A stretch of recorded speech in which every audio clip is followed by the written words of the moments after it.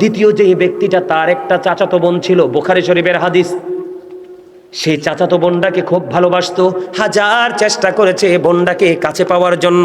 বুঝিনে তো, যুবক যুবতী একত্রিত হলে ফিজিক্যাল মেলামেশাটা তাদের মধ্যে একটা বড় বিষয়।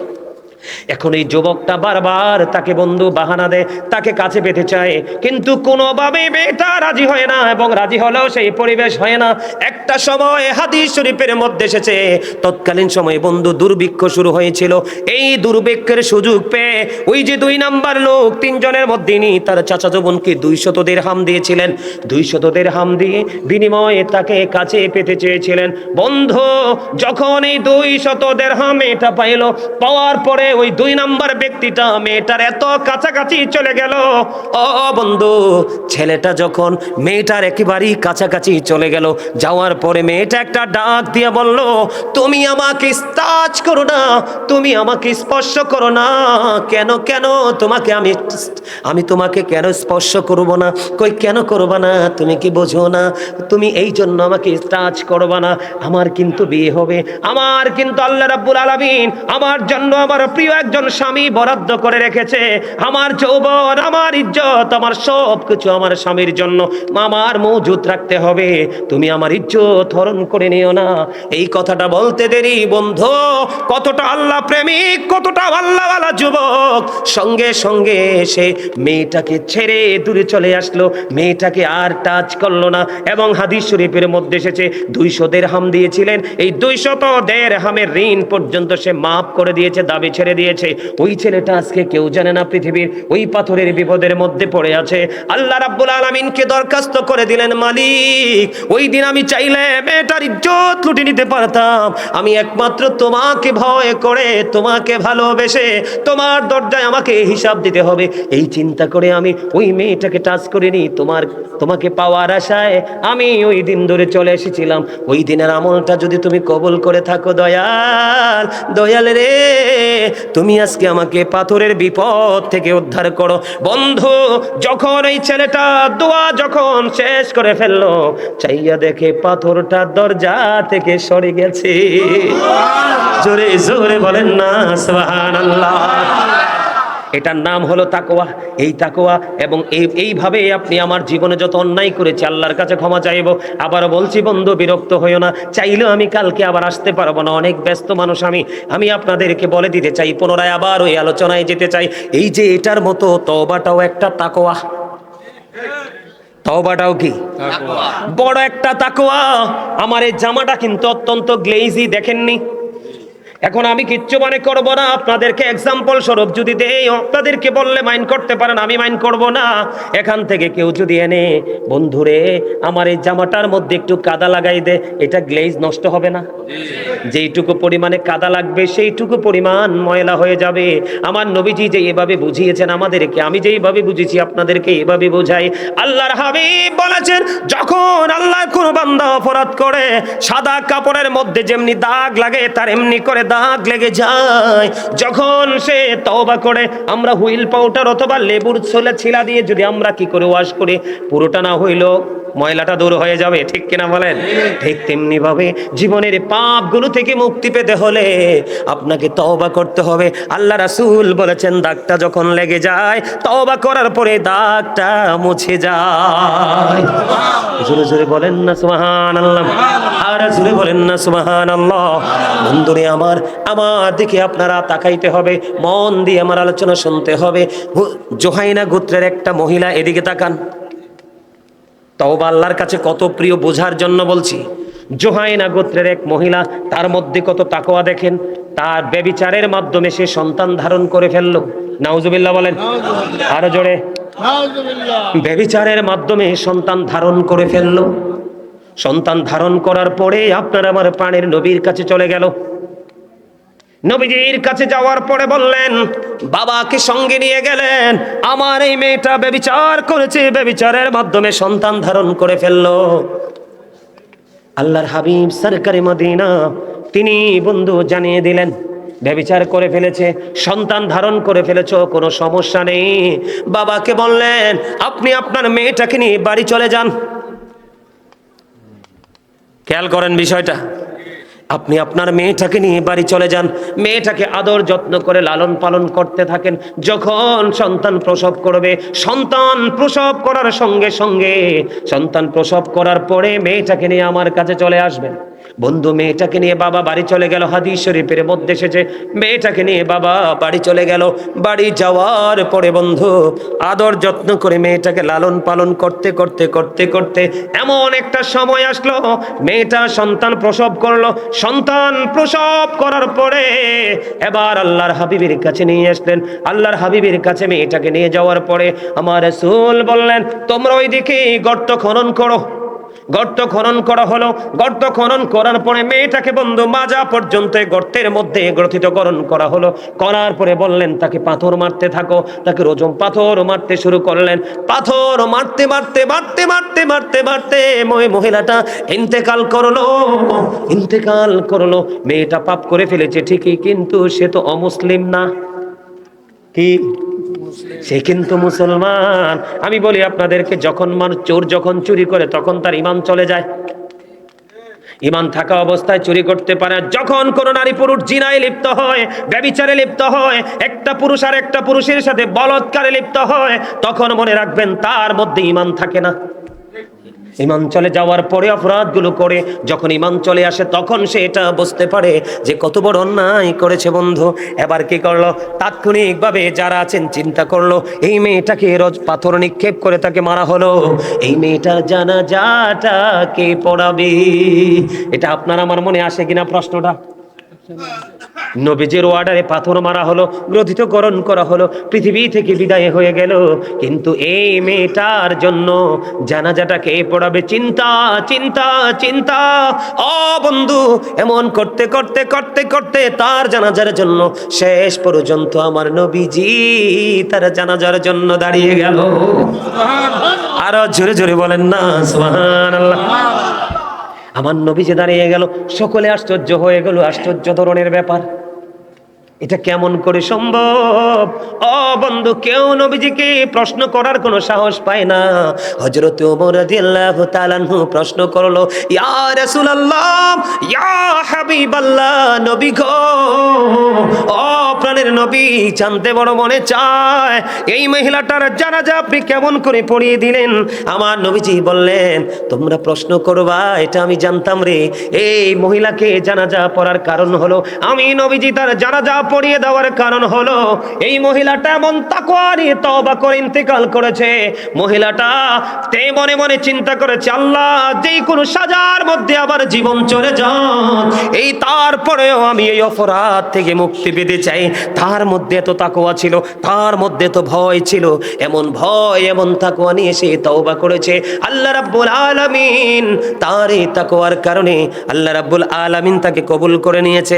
আল্লাহর হাবিব জানিয়ে দিলেন, সেই মহিলাটা একা যে তওবাটা করেছে, মদিনার ৭০ জন অপরাধীকে যদি আমি একটা মহিলার তওবা বন্টন করে দেই, সবার ৭০ জনের ক্ষমার জন্য যথেষ্ট হয়ে যাবে। খেয়াল করছেন বিষয়টা? কেমন করে তওবা করতে হবে?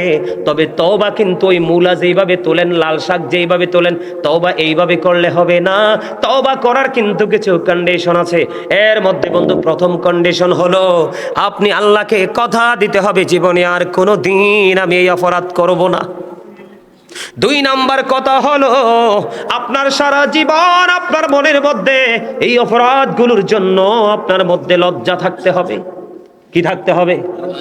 আপনার মধ্যে একটা অনুশোচনা থাকতে হবে, আপনার মধ্যে একটা তাকওয়া থাকতে হবে। এদিকে তাকান, আল্লাহর হক দুনিয়াতে অনেক আমরা নষ্ট করেছি, সম্ভব হলে এগুলো আদায় করতে হবে। বান্দার হক যদি খেয়ে থাকেন বন্ধু, বান্দার হক রিটার্ন করে এগুলো আবার ফেরত দিতে হবে। সবচেয়ে বড় ক্রিটিক্যাল ভেরি হার্ড ইস্যু যেটা, সেটা হলো বন্ধু, তুমি তো চিকন ছিলা, গত 15 দিন বা 1 মাস বা 2 মাস আগে তুমি চিকন ছিলা, স্লিম ছিলা, এখন তুমি হেলদি হয়ে গেছো। আছে না নাই? আছে না নাই? তোমার স্লিম থাকার পিছনে কারণটা কি? তখন তুমি হালাল খেয়েছো। এখন তুমি হেলদি হওয়ার কারণ কি? এখন তুমি হারামের সাথে যুক্ত হয়ে গেছো। আল্লাহর হাবিব জানিয়ে দিয়েছে, তোমার জীবনে হারাম খাবার থেকে শরীরের মধ্যে যে গোস্ত ঢুকাইছো, অপরাধের খাবার থেকে শরীরের মধ্যে যে গোস্ত ঢুকাইছো, এগুলাকে আবার তাকওয়া দিয়ে খসাইতে আগের জায়গায় নেমে আসতে হবে।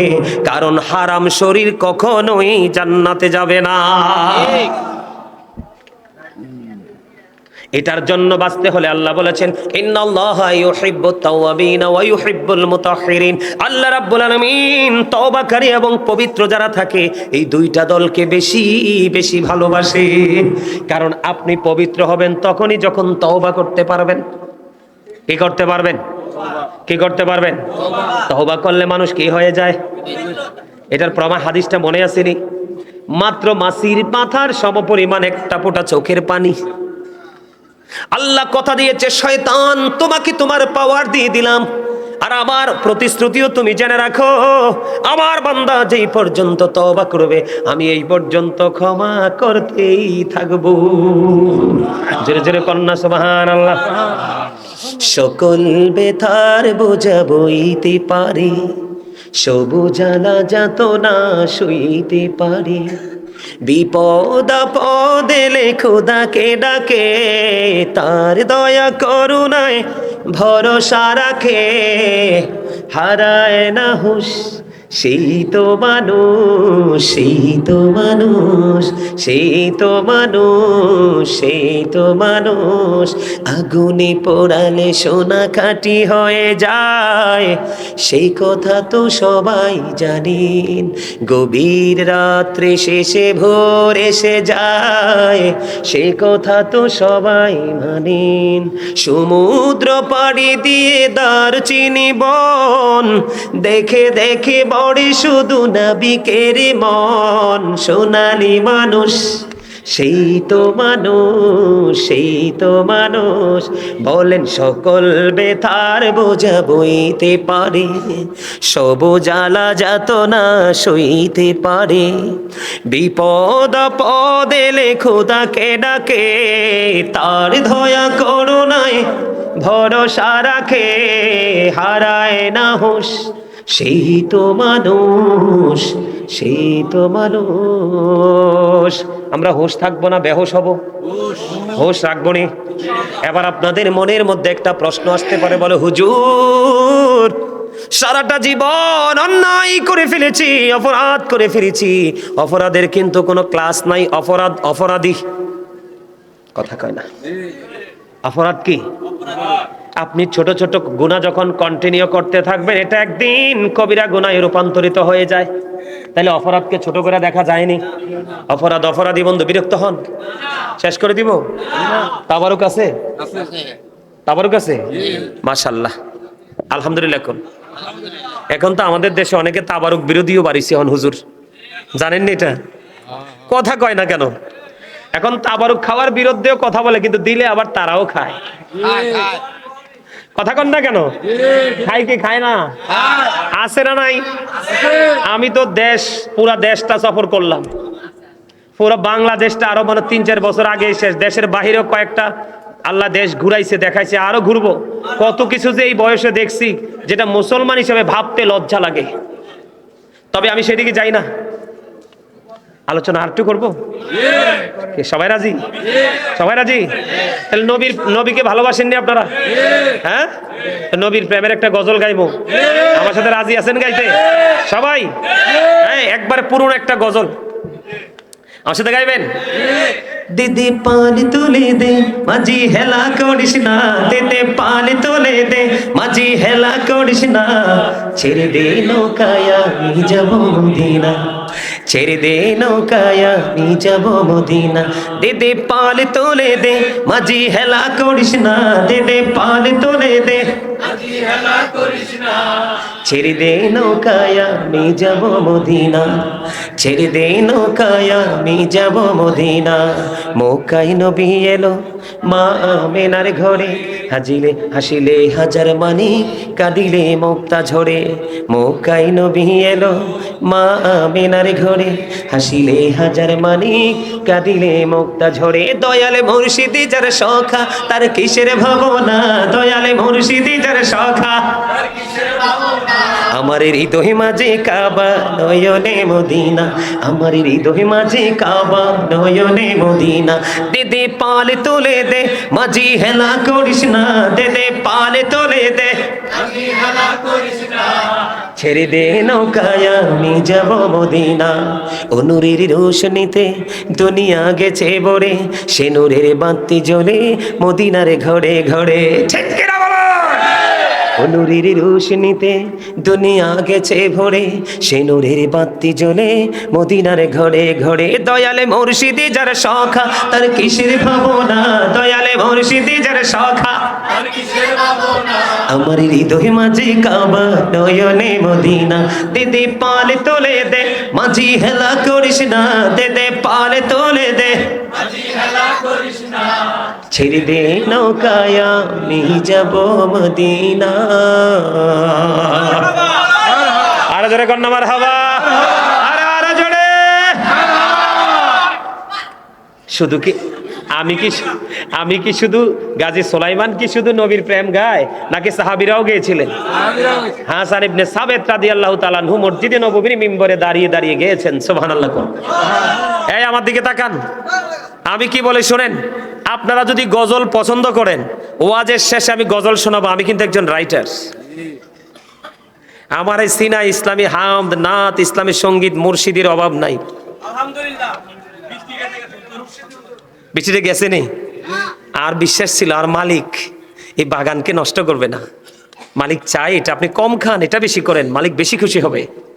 রাসূল বলেছে মুমিন খায় কম, কাফের খায় বেশি। মুমিন খায় এক পেটে, কাফের খায় 7 পেটে। এটা হাদিস শরীফ, আমার বানানো কথা না তো। মুমিন দেখবেন খাবারের জন্য পাগল থাকবে না, থাকবে এগুলোর জন্য পাগল। কি মুমিন প্রতিদিন 2 ধরনের খাবার জোগাড় করে। কয় ধরনের? একটা হলো দেহের, যেটা পৃথিবীর মাটিতে পাওয়া যায়, আর আরেকটা হলো রুহের, যেটা রুহানিয়াতের জগতে যারা আছে তাদের কাছে গেলে পাওয়া যায়। হক্কানি আলেম, হক্কানি আল্লাহর ওলিরা। সুরে সুরে সুবহানাল্লাহ। আপনি যতই আধুনিক হন, যতই কমার্শিয়াল হন, আল্লাহর হাবিব এবং ওলিদের অবদানকে কখনো ভুলে যাবেন না। আল্লাহও আপনাকে কোনোদিন ভুলবে না। ঠিক কিনা বলেন? আমার বিষয়টা কিন্তু শেষ হয় নাই। আর আমার বিষয়টা নিয়ে আরো আলোচনা করব। হ্যাঁ, তাহলে আরেকটা গজল গাই, আরেকটা গজল গাইয়া তার। হ্যাঁ হ্যাঁ হ্যাঁ, মুর্শিদি শুনবা? মুর্শিদি তো গাইবো। অন্ত এক একজন তো এক এক দরবারের পাগল। আমি আমার দরবার নিয়ে গাইবো, তুমি তোমার দরবার নিয়ে গাইবা। আমি আমার মুর্শিদকে নিয়ে গাইবো, তুমি তোমার মুর্শিদকে নিয়ে গাইবে। এটাই বাস্তবতা। কিও ডায়াবেটিসের রোগী ডায়াবেটিসের ডাক্তারের কাছে যায় না, হার্টের রোগী হার্টের ডাক্তারের কাছে যায়। ঠিক কিনা বলেন? আরে জোরে। ইউরিনে যাদের সমস্যা তারা ইউরিনে ডাক্তারের কাছে যায়। ঠিক কিনা?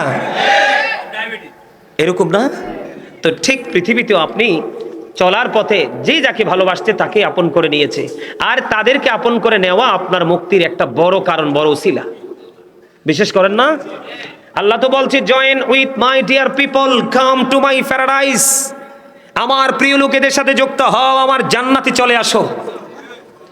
এই আল্লাহ বলেছেন behold verily the friends of Allah have nothing to fear or to regret. আলা ইন্না আউলিয়া আল্লাহি লা খাউফুন আলাইহিম ওয়া লা হুম ইয়াহজানুন। অস্বীকার করার সুযোগ আছে নি? আল্লাহ কয় আতিউল্লাহ, তোমরা আল্লাহর অনুগত্য করো, ওয়া আতিউর রাসূল, রাসূলের অনুগত্য করো, ওয়া উলিল আমরি মিনকুম, তোমাদের মধ্যকার উলিল আমরদের অনুগত্য করো। তার মানে উলিল আমর দ্বারা বুঝিয়েছে তোমাদের মধ্যকার শায়েক আছে না নাই?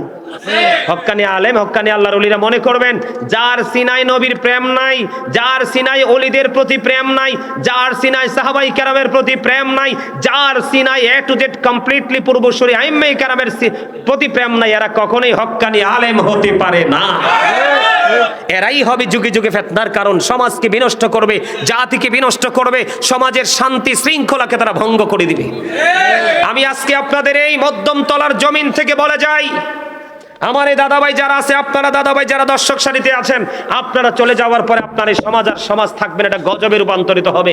কারণ দিন যত আসছে, হক্কানি আলেম তত চলে যাচ্ছে। আল্লাহ কিন্তু আপনার কি এলেম উঠিয়ে নিবে, আলেমদেরকে উঠিয়ে নেওয়ার মাধ্যমে।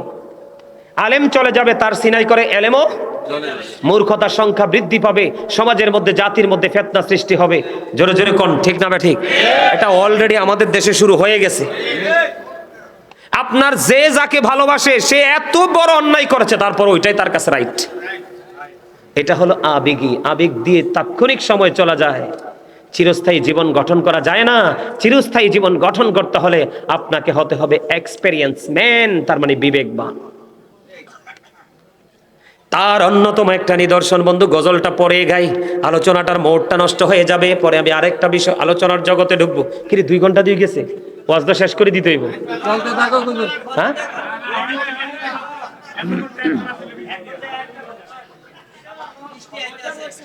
কোনটা কোনটা? আচ্ছা, ওই যে আলা ইন্না আউলিয়া আল্লাহি লা খাউফুন আলাইহিম ওয়া লা হুম ইয়াহজানুন।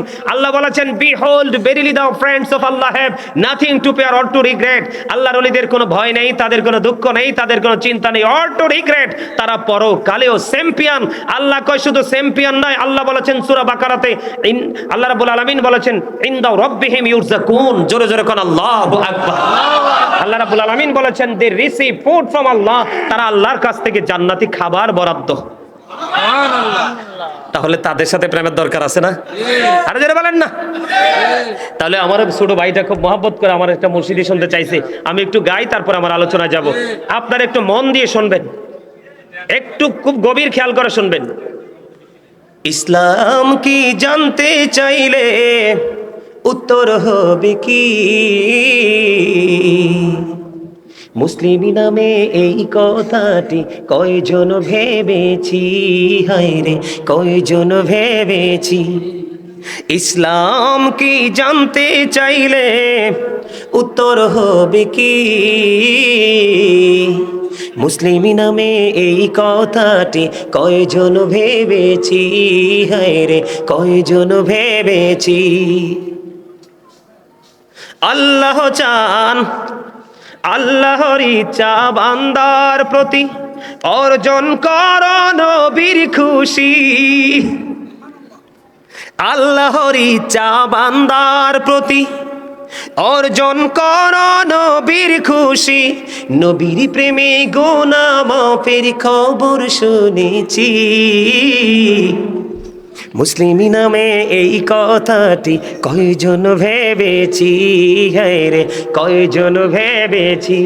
আমার এই কথার দলিল হলো আল্লাহ রাব্বুল আলামিন বলেছেন, কুল ইন কুনতুম তুহিব্বুনাল্লাহ ফাত্তাবিউনি ইউহিব্বুকুমুল্লাহু ওয়া ইয়াগফির লাকুম যুনুবাকুম আল্লাহু গফুরুর রহিম। আল্লাহ বলেছেন, সে বলুন, ইফ ইউ ডু লাভ আল্লাহ, যদি তোমরা আল্লাহকে ভালোবেসে থাকো, ফলো মি মুহাম্মদ সাল্লাল্লাহু আলাইহি ওয়াসাল্লাম, মুহাম্মদ সাল্লাল্লাহু আলাইহি সাল্লামের অনুগত হয়ে যাও, আল্লাহ উইল লাভ ইউ, আল্লাহ তোমাদেরকে ভালোবাসবে, এন্ড ফরগিভ ইউর সিনস, আল্লাহ তোমার জীবনের গুনাহগুলি মাফ করে দিবে। আল্লাহ গিনি দলিল, আর দলিল লাগবো নি? অবিশ্বাস যেতে করবো হেতের ইমান থাকবো নি? আল্লাহর ইচ্ছা বান্দার প্রতি অর্জন কর নবীর খুশি। নবীর প্রেমে গুনাহ মাফের খবর শুনেছি। মুসলিম নামে কয়জন ভেবেছি, হায়রে কয়জন ভেবেছি। আল্লাহর ইচ্ছায় কাজ করো, রাসূল প্রেমিকে মুর্শিদ ধরো। আল্লাহর ইচ্ছায় কাজ কর। এই স্যার হাসেন কিল্লাই? হ্যাঁ, আরে ধন্যবাদ জানাইছে মি, আনে তো হারেন নো। আল্লাহর ইচ্ছায় কাজ করো, রাসূল প্রেমিকে মুর্শিদ ধরো। দুজাহানের সুখের বান্দার তোমায় দিয়েছি। মুসলিম নামে এই কথাটি কয়জন ভেবেছি, হায় রে কয়জন ভেবেছি। যেই মুর্শিদে আল্লাহর ইচ্ছায় কাজ করে যায় সর্বদাই, যেই মুর্শিদে আল্লাহর ইচ্ছায় কাজ করে যায় সর্বদাই, সেই মুর্শিদের ইচ্ছায় আমি মিশে রয়েছি। মুসলিম নামে এই কথাটি কয়জন ভেবেছি, হায় রে কয়জন ভেবেছি। মারহাবা। আমার দিকে তাকান, একটুখানি ব্যাখ্যা করি। আল্লাহকে পাইতে হলে রাসূলের কাছে যাইতে হবে, কোরআন থেকে প্রমাণ। আর রাসূল তো চলে গেছে বন্ধু, রাসূলকে আপনি আমি প্র্যাকটিক্যালি পাবো না, যদিও কেউ রাসূলের সাচ্চা আশিক ওই স্বপ্ন যুগে পাবো। আর পাইতে হলে আপনাকে হাদিস শরীফের মধ্যে এসেছে বন্ধু, আপনাকে হক্কানি আলেম, হক্কানি আল্লাহর ওলির সাথে প্রেম করতে হবে। এই প্রেম আপনাকে নিয়ে দিবে বন্ধু মদিনায়।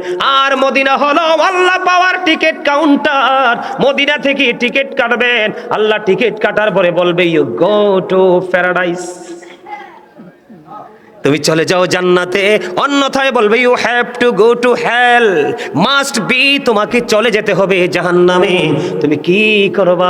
এই জন্য বন্ধু তুমি বাস্তবতাকে অস্বীকার করবা না। বাস্তবতাকে যে অস্বীকার করবে তার মতো বিবেকহীন আর কেউ হতে পারে না।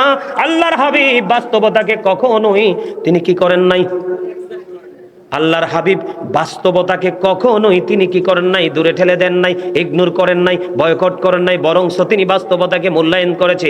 যেমন আমি আপনাদেরকে বলি এক্সাম্পল, এই পরিবেশের সাথে আমার আলোচনা চলতেছে, দুইজন মিলে কথা বলতেছেন, দুইজন মিলে হাসতেছেন। আমার কাছে আফসোস লাগে, এখানে কি হাসির কিছু আছে? এখানে যাই বলছি বিবেকের খেলা, জ্ঞানের খেলা, এটাকে কাউন্ট করার খেলা।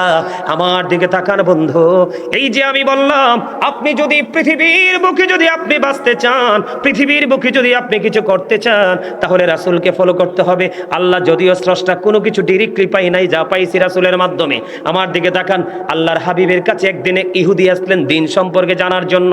ইহুদি যখন আসলো, আসার সময় তিনি ওট নিয়ে আসছেন। কি নিয়ে? তিনি ওটটাকে ছেড়ে, আমার দিকে তাকান, কত গুরুত্বপূর্ণ বিষয় দেখেন, বাস্তবতাকে নবী কিভাবে মূল্যায়ন করেছে। আপনাকেও বাস্তবতা মূল্যায়ন করতে হবে।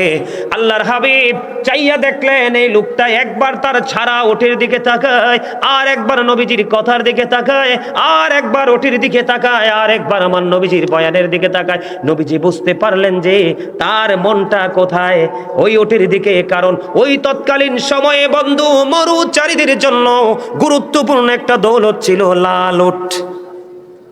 সুবহানাল্লাহ বলেন না কেন? এই জন্য আমার নবী বলেছেন, তুমি গিয়ে তোমার ওটটাকে বেঁধে আসো। সুবহানাল্লাহ বলেন না? তুমি কি করো? তুমি তোমার ওটটাকে বেঁধে আসো, তাহলে তোমার ওটটাও ঠিক থাকবে, বয়ান শোনাও তোমার জন্য ইজি হবে। কি বুঝতে পারছেন না শিক্ষা? এই জন্য আমি আপনাদেরকে বলতে চাই, আপনাকে বাস্তবতা মানতে হবে। এই পৃথিবীর বুকে কোনো মানুষ আলেম ওলামা ছাড়া কোরআন কিতাব বুঝবে না। তুমি জাননেওয়ালা বুঝনেওয়ালা মানুষের সাথে যদি যুক্ত না হও, নবী চিনতে পারবা না। আর নবীর কাছে যদি পর্যন্ত যেতে না পারো, আল্লাহ পাওয়ার স্বপ্ন তোমার জন্য একেবারে বন্ধু দুর্বিষহ ছাড়ার কিছুই না। হ্যাঁ, আপনারা গোমরা হন কেন? আপনারা গোমরা হন কেন? আমার একটা গজল আছে, গজলের মধ্যে একটা লাইন আছে খুব মজার। আমার এই গজলটা কেমন জানেননি? আমি প্রায় সময়, আমি দৌড়ারবের স্বপ্ন দেখি বাংলার কুটির হতে, বেহুশ হয়ে চলেছি যেন কেঁদে কেঁদে কাবার পথে, স্বপ্নে শুনিনি তুই রাতে যেন কাবার মিনার থেকে কাঁদিছি বেলাল ঘুমন্ত সব মুসলিমেরই ডেকে ডেকে, বেহুশ হয়ে চলেছি যেন কেঁদে কেঁদে কাবার পথে। আপনারা ডাকতেছে, সবাই ডাকে, এর মধ্যে বেলালও ডাকে। আপনি ঘুমান কেন? আপনার চোখে তো ঘুম কেন? আমি আপনাকে কেন্দ্র করে বলছি না, আপনাকে দিয়ে সবাইকে বুঝাচ্ছি। হযরত আলী বলছে, জন্মের ঘুম ঘুমাও পৃথিবীতে, দুই চোখ খাটার পরে বুঝবা ঘুম কত প্রকার ও কি কি। বোঝেন কিছু? এখন আপনারা কি উট বেঁধে শুনবেন নাকি উট ছেড়ে শুনবেন? কথা বলে না। আপনি যখন মসজিদে যাবেন আপনার পিছনে সবকিছুকে কন্ট্রোলিং এ রেখে তারপরে আসবেন, না হয় আপনার নামাজও হবে না, বাহিরেরটাও হবে না, দুনিয়াও শেষ। আর ঠিক সেই ক্ষেত্রে আপনার এই পৃথিবীতে পরকালে যদি আপনি দেখা করতে চান, আল্লাহর দিদার পেতে চান, রাসূলকে পেতে চান, হক্কানি আলেমদের সাথে প্রেম করতে হবে। নবীজি বলেছেন, আমার দিকে তাকান, যে রাসূলকে ভালোবাসলো সে যেন আল্লাহকে ভালোবাসলো, যে রাসূল প্রেমিক আলেমকে ভালোবাসলো সে যেন রাসূলকেই ভালোবাসলো। সুবহানাল্লাহ বলেন না। আর নেগেটিভ দিকে যদি যাই, যে রাসূলের সাথে বিদ্বেষ পোষণ করলো সে আল্লাহর সাথে বিদ্বেষ পোষণ করলো, আর রাসূল প্রেমিক আলেমের সাথে যে বিদ্বেষ পোষণ করলো সে রাসূলের সাথে বিদ্বেষ পোষণ করলো, তার ঠিকানা কোথায়? জাহান্নাম। Go to hell. আলহামদুলিল্লাহ বলেন না। আরে আরো জোরে বলেন না আলহামদুলিল্লাহ।